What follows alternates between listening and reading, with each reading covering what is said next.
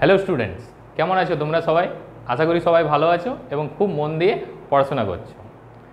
তোমাদের আরেকবার স্বাগত আমাদের প্ল্যাটফর্ম ইউনিক টিউটোরিয়ালসে। দেখো, আমরা কি শুরু করেছিলাম না, আমরা গোলক চ্যাপ্টারটা খুব ভালোভাবে শুরু করেছি। অলরেডি আমাদের দুটো ক্লাস হয়ে গেছে, আমরা অনেকগুলো অঙ্কও করে ফেলেছি। আজকে তোমাদের বলেছিলাম যে সংক্ষিপ্ত যে তোমাদের কোশ্চেনটা হয়, বইয়ে দেখবে একদম লাস্টে যে কোশ্চেন থাকে, এখানে যেমন তোমাদের 185 পেজে রয়েছে, দেখো 16 নম্বরের যে ম্যাথগুলো, সংক্ষিপ্ত উত্তরধর্মী প্রশ্ন আমি বোর্ডে লিখেছি, দেখো যেটা নিয়ে আজকে আমরা আলোচনা করব। তো সেটা নিয়ে দেখো আজকে আমরা প্রথম অঙ্কটা শুরু করি। দেখো প্রথমে কি রয়েছে না, আশা করি তোমরা সবাই ভালো করে সূত্রগুলো জানো বা সূত্রগুলো তোমরা পড়ে ফেলেছো।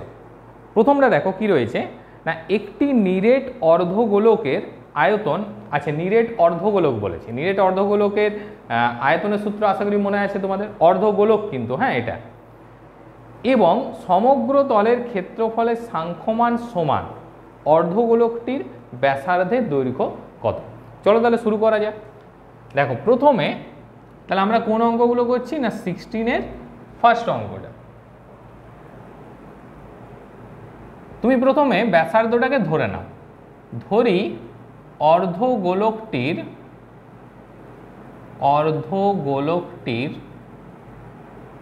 ব্যাসার্ধ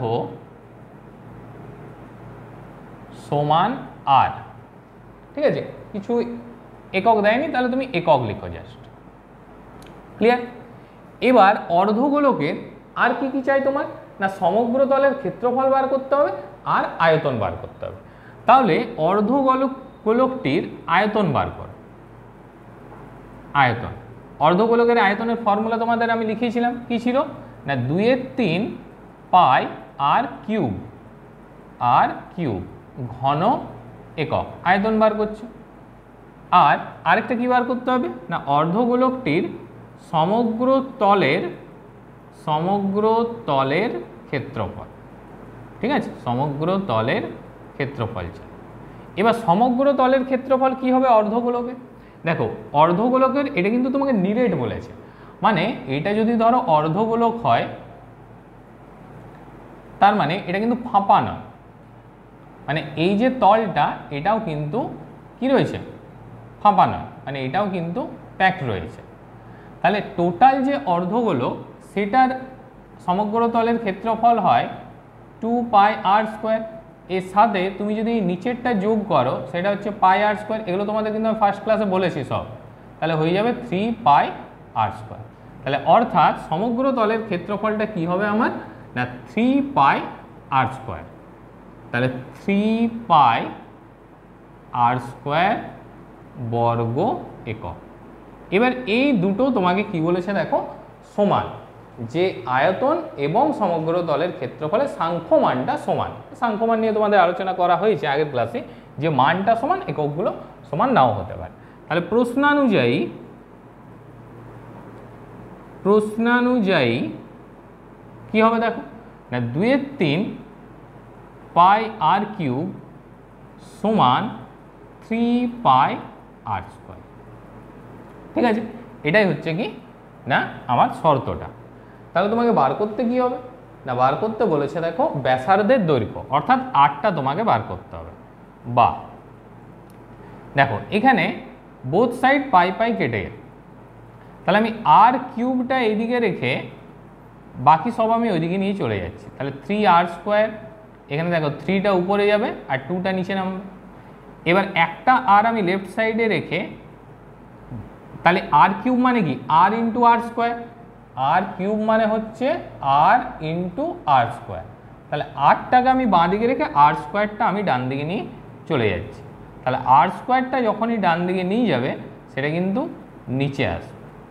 দেখো r² কেটে গেল, তাহলে তুমি পাচ্ছ কত, r = 9/2। আচ্ছা 9/2টাকে যদি পয়েন্টে লিখো তাহলে হচ্ছে 4.5। অর্থাৎ ব্যাসার্ধ মানে এই যে অর্ধগোলকের ব্যাসার্ধ পেয়ে গেলাম আমরা 4.5 একক। ঠিক আছে, ক্লিয়ার? আশা করি বুঝতে পেরেছো। নেক্সট দেখো, দুয়েরটা একটু পরে করছি, কারণ দুয়েরটা দেখো লম্ববৃত্তাকার চোঙের একটা ব্যাপার আছে, ওইটা একটু পরে আসছে। আমরা চলে যাই তিনেরটা। তিনেরটাও দেখো অর্ধগোলক দিয়ে কিন্তু অঙ্কটা। একটি নিরেট অর্ধগোলকের সমগ্র তলের ক্ষেত্রফল এবং একটি নিরেট গোলকের বক্রতলের ক্ষেত্রফল সমান। তাহলে একটা তোমাকে অর্ধগোলক বলেছে, একটা বলেছে নিরেট গোলক। অর্ধগোলক ও গোলকের ব্যাসার্ধের দৈর্ঘ্যের অনুপাত কত? তাহলে আমরা প্রথমে ধরো এখান থেকে শুরু করি। কত নাম্বার করছি এটা আমরা? 3 নম্বর। যে ধরি অর্ধগোলকটির ব্যাসার্ধ সমান হচ্ছে r একক, ঠিক আছে? তাহলে এবং করে দাও, এবং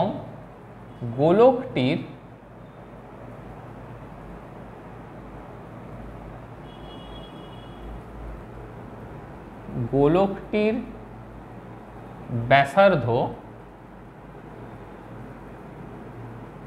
সমান ক্যাপিটাল আর একক। মানে আমি অর্ধগোলকের ব্যাসার্ধটা ছোট হাতের আর ধরলাম, আর গোলকের ব্যাসার্ধটা আমি ক্যাপিটাল আর ধরলাম। তাহলে কি বলা হয়েছে না, নিরেট অর্ধগোলকের সমগ্র তলের ক্ষেত্রফল। তাহলে অর্ধগোলকটির দেখো, অর্ধগোলকটির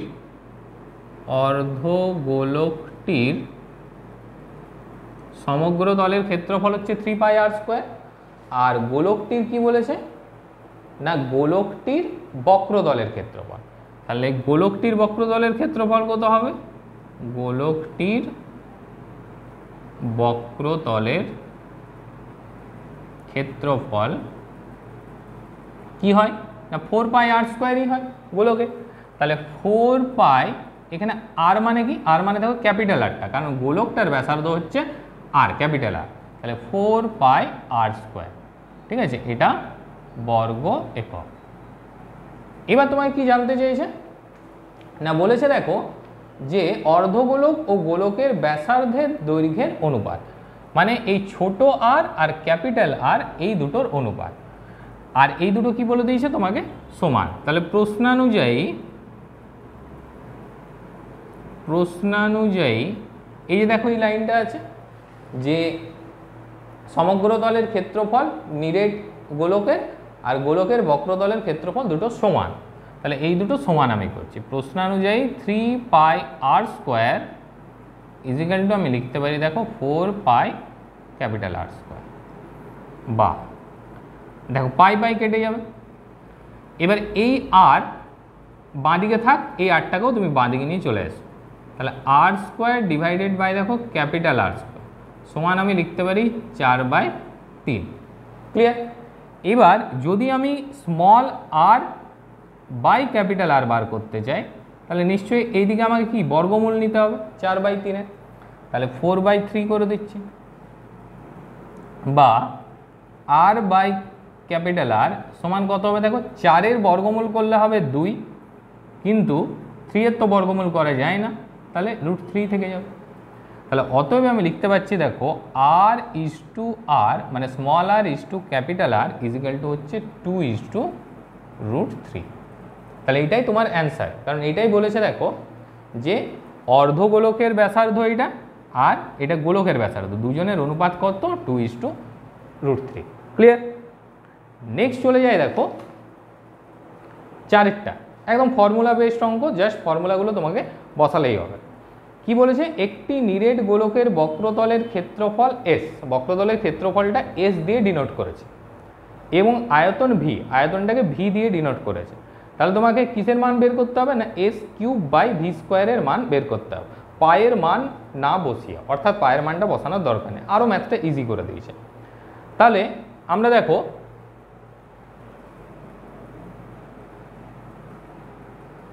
কত নাম্বার এটা? 4 নাম্বার। দেখো ধরি গোলকটির ব্যাসার্ধ স্মল আর, আমরা স্মল আর দিয়েই করি এটা, গোলকটির ব্যাসার্ধ হচ্ছে r একক, কারণ পুরোটাই গোলক দিয়ে অঙ্ক। তাহলে অতএব বক্রতলের ক্ষেত্রফল, তাহলে বক্রতলের ক্ষেত্রফল,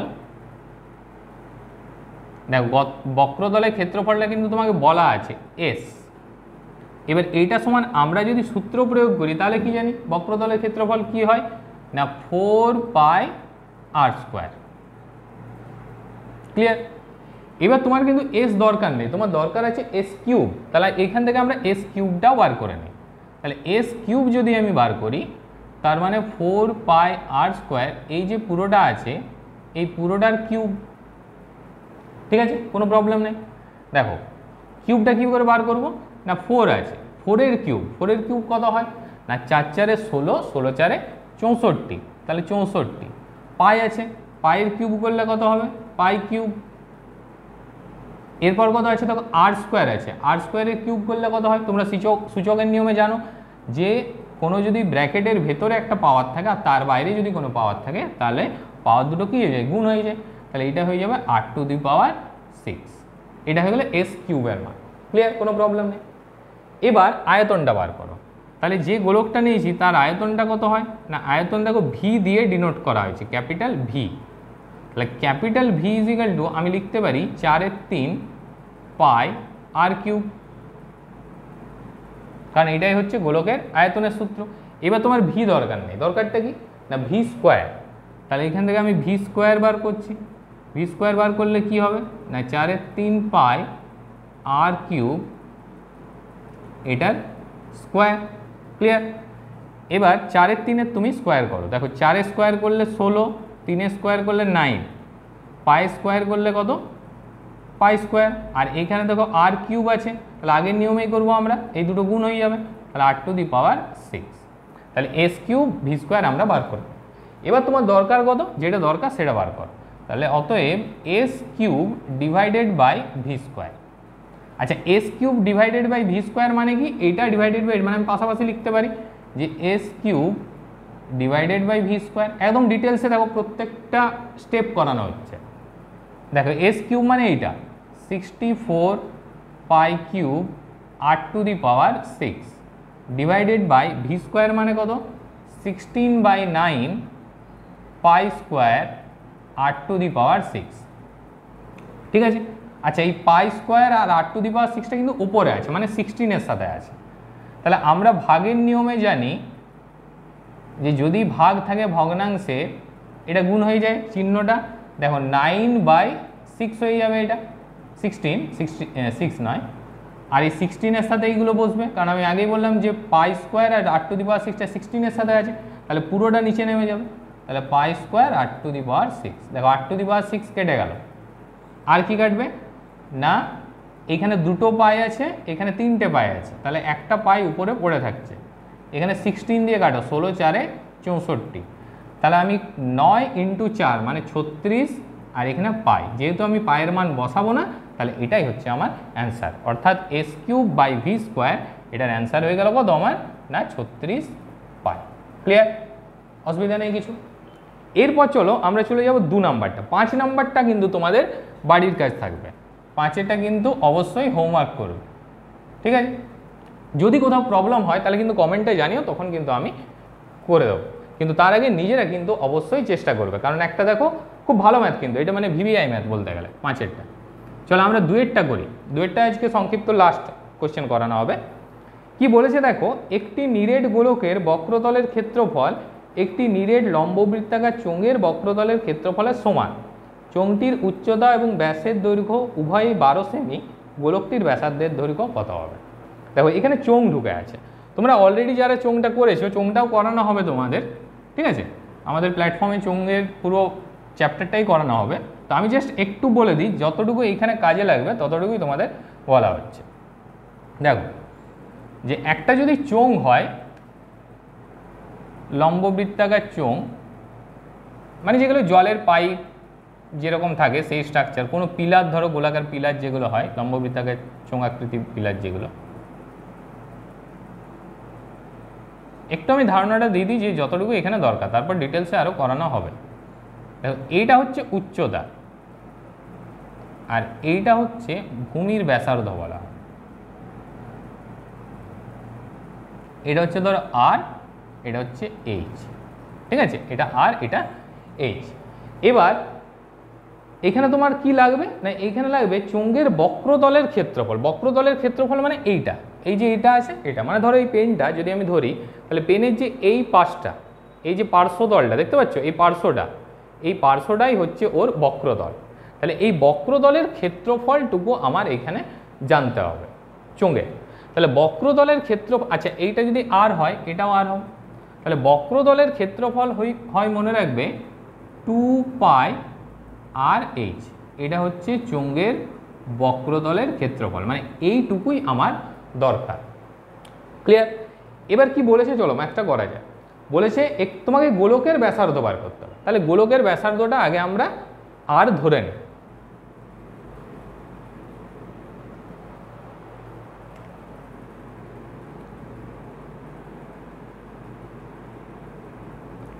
ধরি গোলকের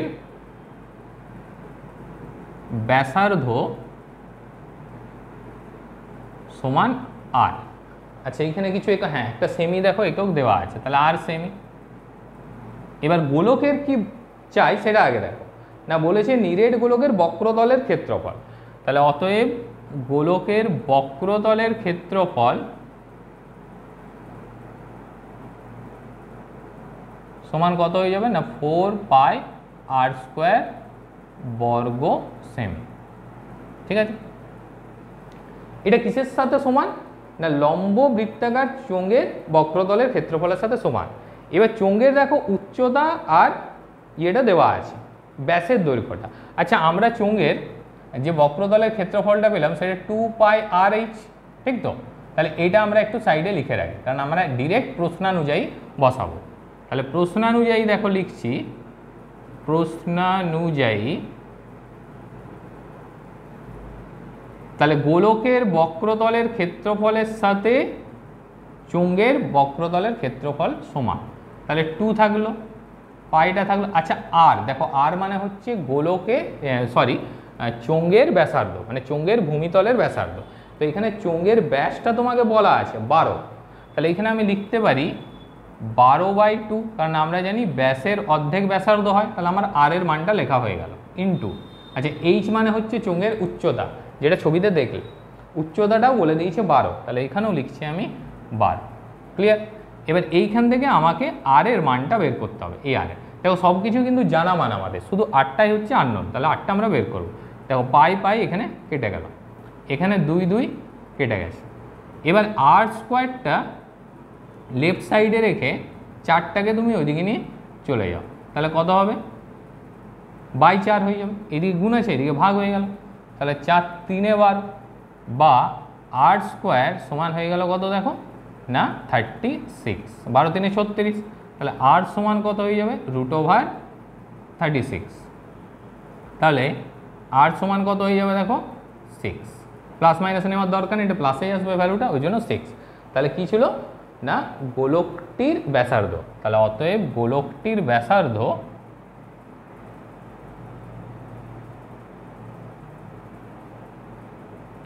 সমান 6 সেমি। ক্লিয়ার? বোঝা গেছে? তাহলে এই হচ্ছে তোমাদের সংক্ষিপ্ত উত্তরধর্মী প্রশ্নের 4টা ম্যাথ আমি করে দিলাম। একটাই শুধু বাড়ির কাজ দিয়েছি, সেটা তোমরা কিন্তু ভালোভাবে করবে। এর পরের ক্লাসে আমরা ব্রড কয়েকটা আরও কোশ্চেন করব, ঠিক আছে? ব্রড যে কোশ্চেনগুলো আছে সেগুলো করবো, তারপর আমরা গোলকটা কিন্তু পুরোটাই কমপ্লিট করে নেবো। আশা করি তোমাদের ক্লাসটা ভালো লেগেছে, ঠিক আছে? তোমরা বেশি করে বন্ধুদের সাথে শেয়ার করো ক্লাসগুলো আমাদের, এবং নিজেরাও মন দিয়ে কিন্তু ক্লাসগুলো করো। আর আপডেট থাকো কিন্তু কোন দিন কি ক্লাস হচ্ছে একটু কিন্তু আপডেট থাকো।